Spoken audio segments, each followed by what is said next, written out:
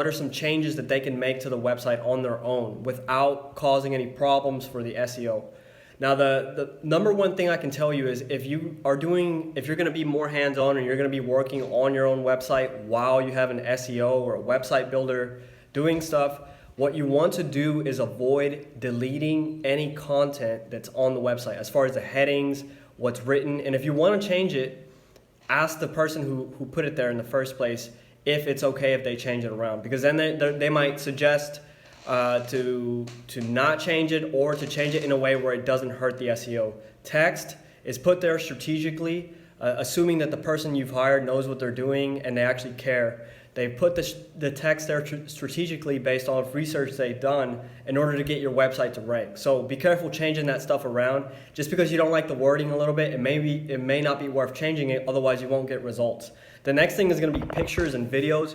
A lot of times, a lot of clients say, they take a lot of pictures of their jobs and they want to upload new ones. So when you guys upload new pictures to the website, you want to first make sure the picture is named. I have a few videos here.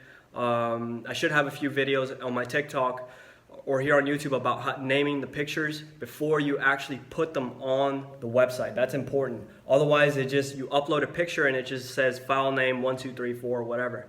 So the picture naming, and then you can add a description of the picture in the form of alternative text. So that's something else to keep in mind. That's actually going to help your business show up across different terms and in images as well. So those are just two of the main things that I notice clients do. Now this is the next one. I've noticed this more with people who build their own websites and don't necessarily have too much experience.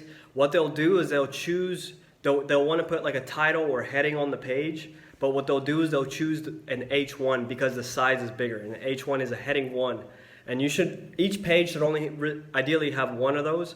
So don't have like 10 heading 1s on there because of the size. If you want a big text on your website, you can increase the font size. So there are just a few mistakes that I've noticed, or a few things that I've noticed that people tend to do that can actually hurt their SEO. So if you're going to be hands-on your website, make sure you know what you're doing, or communicate very well with the person who's put stuff there, because most likely if they care and if they've done it right, it's put there for a reason.